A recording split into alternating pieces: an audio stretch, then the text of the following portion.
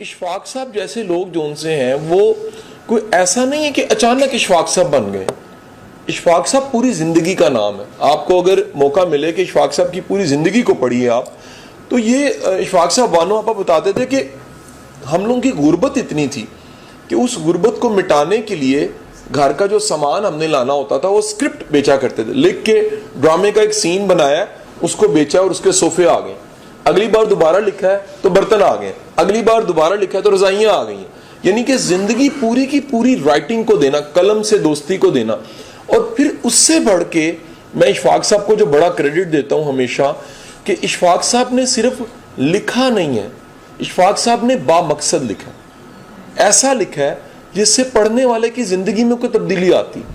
मैं आज भी मुड़ के देखता हूं कि अगर जाविया ना होता मेरी जिंदगी में, जाविया उनका प्रोग्राम जो हम कभी टीवी पे देखा करते थे, तो शायद ये सफर जो फाउंडेशन की शेप में चला गया या फैलता चला जा रहा है, ये मुमकिन ना हो पाता। इसमें कहीं ना कहीं एक पुर्जे का एक इम्पॉर्टेंट टर्न का नाम जो उनसा वो जाविया।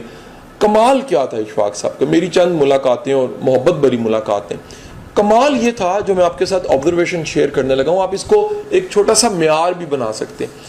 इशफाक साहब को अल्लाह ताला ने फन दिया था। इशफाक साहब अवामी बोली को जानते थे। हर बंदे के पास अवामी बोली नहीं होती। अवामी बोली का मतलब ये होता है कि आप हैरान होंगे, इशफाक साहब को सुनने वाला आम शख्स भी था, इशफाक साहब को सुनने वाला बड़ा अफसर भी था। मैं ऐसे पुराने कई ब्यूरोक्रेट्स हैं, दोस्त हैं जिनको जानता हूं, क्लासिकल किस्म के, जो पढ़ा करते थे और अफसर भी थे। अब तो सिर्फ अफसरी हो रही है, लोग मुताला नहीं करते। वो सारे कहते थे कि इशफाक साहब का इल्मी कद इतना बड़ा, तब भी हम मुतासिर हो जाते हैं। इशफाक साहब का मिजाज इखलाक का कद इतना बड़ा, हम उससे मुतासिर हो जाते हैं। इशफाक साहब का, आप इशफाक साहब से मुत्तफिक हो ना हो, लेकिन उनके लंगर से मुस्तफिक हो जाते हैं सारे के सारे। यानी जो जाता था मुत्तफिक होना, रोटी मिल जाती थी, चाय मिल जाती थी, पकोड़े मिल जाते थे। तो ये कह लीजिए जो इशफाक साहब का फन था, अवामी बोली, अवाम की डिक्शन, अवाम की बात, और बज़ाहिर छोटी बात लेकिन उसमें मानी बहुत बड़े। मसलन इशफाक साहब का मैं आज पढ़ रहा था कि जिन्होंने बड़ा दूर जाना होता, इशफाक साहब फरमाते जिन्होंने बड़ा दूर जाना होता, उनको नफरत कदूरत के बोझ छोड़ देने चाहिए, उनको गिले शिकवे के बोझ छोड़ देने चाहिए, उनको जाती रंजिशों के बोझ छोड़ देने चाहिए। क्योंकि जब भी मुसाफत लंबी होती है, सफर लंबा होता है, तो ये सारे बोझ गैर जरूरी हैं। गैर जरूरी बोझ उठा के आप दूर तक नहीं जा सकते। तो इशफाक साहब, इस जुमले को जब प्रॉपर दोबारा नरेट करूंगा तो इशफाक साहब कहते हैं कि अगर आपने बड़ी दूर की मुसाफत को तय करना है तो फिर इन गैर जरूरी बोझों को छोड़ दें। ये इशफाक साहब का कमाल था। बात बज़ाहिर बड़ी सादा सी, लेकिन उसमें पूरी डेप्थ होती थी। दूसरी जो खास बात थी इशफाक साहब की, डिक्शन। यानी ये मैं आपको वो एनालिसिस बता रहा हूँ जिसको बताए बगैर ज्यादती होगी। इशफाक साहब बहुत अच्छे थे, वो ये बातें इतना मैटर नहीं करती जितना उनका एक्चुअल कॉन्ट्रीब्यूशन क्या।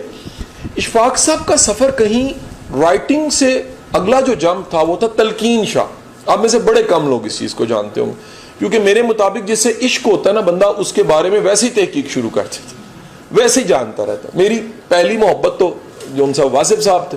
इशफाक साहब से मैं आशना पहले से था, लेकिन फिर इनके ताल्लुक का पता लगा, इशफाक साहब के कॉन्ट्रीब्यूशन का पता लगा। मैं बाइस्ड इंसान नहीं था, आहिस्ता आहिस्ता बाइस्ड खत्म हो चुकी थी। इशफाक साहब के भी इल्मी कद का पता लगा। एक खास बात यह पता लगी कि इशफाक साहब ने एक टर्मिनोलॉजी को बड़ा अच्छा इंट्रोड्यूस करवाया। ये मैं समझता हूं इशफाक साहब का दूसरा एहसान है हम सब पे, वो था बाबा। इससे पहले पीर, फकीर, दरवेश सब टर्मिनोलॉजीज मौजूद थी। बाबा का वर्ड जो उनसा है वो कहीं छुपा पड़ा था। जैसे इकबाल का एक कंट्रीब्यूशन शाहीन है, खुदी है, फलसफा खुदी है, बेखुदी, ये फलसफे हैं इकबाल के। इस तरह इशफाक साहब ने जिस नजरिए और फलसफे से मुतारिफ करवाया हमें, वो था बाबा। और इशफाक साहब मुझे आज भी याद है, अलहमरा में एक दफ़ा मैं उनको सुन रहा, बस 2002, और वो वीडियो जो उनसे इंटरनेट पे आज भी मौजूद है। तो इशफाक साहब कहने लगे कि यार हालत ये हो गई है, मैंने यानी इसका प्रचार इतना कर दिया, इतना बयान कर दिया बाबा की टर्मिनोलॉजी को, कि लोग गाड़ी जब मैं इशारे पे रोकता हूं तो नॉक करते हैं, तो ख्याल आता है मांगने वाला ना हो, लेकिन वो साथ ही शीशा नीचा करता हूं तो कहते जी किसी बाबे का पता बता दे। यानी कि बाबा इतना ब्रांड इशफाक साहब ने कर दिया। अच्छा, अब सवाल ये हमेशा हमारा भी रहा कि बाबा कौन। अब ये इशफाक साहब के पास सवाल लेके गए, इशफाक साहब ने इसका इंतहाई खूबसूरत जवाब दिया। आपने कहा ये जो मेरी पोती है ये बाबा है, पोती छोटी सी। आपने उसका एक म्यार बताया, वो म्यार जरा समझिएगा, यानी कि अगर आप उस म्यार पे पूरा उतरते हैं तो आप भी बाबा है। इशफाक साहब ने कहा जी कल ऐसा हुआ कि तपती धूप, दोपहर, चमकती धूप के वाली दिन जो सा उसमें डाकिया आ गया थोड़ा सा, उसने नॉक किया, ये खत लेने गई, इसने खत को वसूल करने के बाद गर्मी देखी और डाकिये की हालत देखकर कहा अंकल आप यहां ठहरे, और भागते हुए ठंडे पानी का गिलास लेकर आ गए और पानी पिला के उसे कहा कि अब आप जा सकते हैं। तो पानी पिलाने के बाद इशफाक साहब ने बताया बाबा वो होता है जो आसानी पैदा करता है। सो मेरा मानना ये है कि जो बड़ा बाबा होता है वो बड़ी आसानी पैदा करता है, वो छोटी आसानी नहीं पैदा करता। वो आपका पूरा कहते हैं ना जी, वो कुंडा ही बदल देता है। कुंडा बदला जाता है, आप कुंडा बदलने की शायद टर्मिनोलॉजी को जानते हो कि ट्रेन ने जिस तरफ जाना होता है ना, उस तरफ के इंजन के साथ ट्रेन को लगा दिया जाता है, फिर वो पूरी ट्रेन वहां पहुंच जाती है जहां इंजन ने जाना होता है। ठीक है कि नहीं? ये वो बड़े लोग थे जिन्होंने लोगों के दिलों को अल्लाह की मोहब्बत, रसूल के इश्क, नए नए अफकार, खूबसूरत नजरियात के साथ मुतारिफ करवाया। इशफाक साहब का तीसरा कंट्रीब्यूशन मैं आपको बताना चाहूंगा। पहला था अवामी डिक्शन, दूसरा था बाबे की टर्मिनोलॉजी, तीसरा था इशफाक साहब की कम्युनिकेशन और ओरा। अल्लाह ताला ने इशफाक साहब को एक बड़ी कमाल की सलाहियत दी थी। इशफाक साहब का कमाल यह था कि इशफाक साहब बैठ के बात करने वाला शख्स, खड़े होके बात करने वाला शख्स, आप निकाल के देखें उनके जाविया, सुना भी आप अपने होंगे। इशफाक साहब को अल्लाह ताला ने पूरी कम्युनिकेशन दी थी, और वो कम्युनिकेशन का लेवल क्या होता था मैं आपको छोटा सा वाकया सुनाना चाहूंगा। ये बात है 90s की, और एक दफा मैंने टीवी जब लगाया, जाविया चल रहा था, मैं फिर बता रहा हूँ जाविया में देखा करता था बड़े अदब से। मुझे जाविया तब समझ नहीं आया, इंस्पायर करता था, समझ नहीं आता, जैसे इकबाल के शेर समझ नहीं आते, इंस्पायर करते थे। तो मैंने लगाया और मेरे वालिद और वालदा बातचीत भी कर रहे थे, यानी उसी रूम में जिसमें घर का छोटा सा कमरा जिसमें पुराना सोनी का टीवी जापानी चल रहा है, उसको कभी मुक्का मार के चलाना पड़ता है, और उसी में दो अफराद यानी अम्मी और अब्बू बातें भी कर रहे हैं। आप यकीन कीजिए मुझे शदीद तकलीफ हो रही थी। अच्छा, उनको नहीं पता लग रहा था, वो शायद इंपॉर्टेंट बात ही कर रहे हो, अम्मी कह रही हो टमाटर नहीं है, अब्बू कह रहे होंगे नहीं कम है, तो लेकिन मेरा वो जो मकनातीसियत थी ना उसमें जाविये में, ये जो ओरा होता है मकनातीसियत, अल्लाह ताला ने इशफाक साहब को मैग्नेटिज्म दिया था। इशफाक साहब सादा कपड़ों में, आम दुस्से में नजर आते थे। आपको अल्लाह ताला ने सलाहियत दी थी दिलों को जीतने की। एक वाकया सुना के मैं चाहूंगा कि इस सारी गुफ्तगू का इख्तिताम करूं। ये वाकया मेरी इंस्पायरेशन है। मैं अगर सच कहूं कि इस प्रोफेशन में इशफाक साहब बड़े इंसान थे, हम उनके किसी डगर पे अगर चलने की कोशिश कर रहे हैं तो ये इस वाकये में वो राज जो सा वो छुपा होगा। कहीं 2000 स्टार्ट की बात है, मुशर्रफ गवर्नमेंट थी और जो गवर्नर पंजाब थे वो खालिद मकबूल साहब। ऐसा हुआ कि जी एक इवेंट था गोल्फ क्लब में, जो है हमारा, क्या नाम लेते हैं, कैंट में, इसका नाम है मखसूस अली साहब अगर याद करवा दें, गैरिसन गोल्फ क्लब।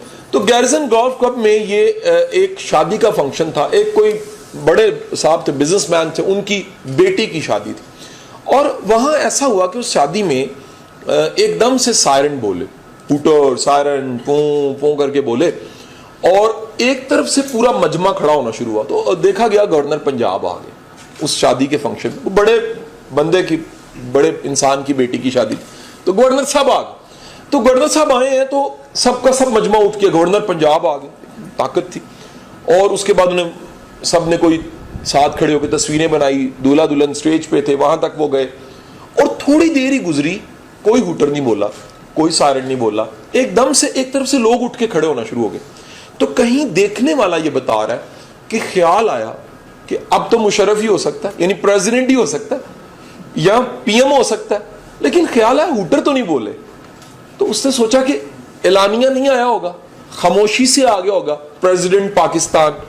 तो कहते जी मैंने देखा इधर से सारे उठते उठते उधर देखा कहीं, तो गवर्नर भी उठ के खड़े थे और बड़े अदब के साथ सारे खड़े। तो उन्होंने आगे बढ़ के देखा तो एक माई और बाबा जिन्होंने लट्ठे के सूट पहने हुए, और इशफाक साहब और बानो आपा आ रहे हैं। देखने वाला रावी कहता है मुझे उस दिन पता लग गया असल बादशाह वो होता है जो दिलों में जिंदा रहता है। और मैं कहता हूं आज का दिन सबूत है, आप में से बड़े कम लोग इशफाक साहब से मिले, उन्होंने सिर्फ देखा इशफाक साहब को, लेकिन ये आज का दिन सबूत है कि कहीं जाने वाले को अगर आज भी हम याद कर रहे हैं, आज भी हम मोहब्बत से उनका तज़किरा कर रहे हैं, उनके कंट्रीब्यूशन को मान रहे हैं, और खुदारा हमें ये मिजाज अपनाना पड़ेगा। ये भी एक बहुत बड़ी आसानी है इस कौम पे। आप अगर ये एहसान करें, शुक्रिया अदा करना शुरू करें उन लोगों का जिन्होंने रोल प्ले किया था।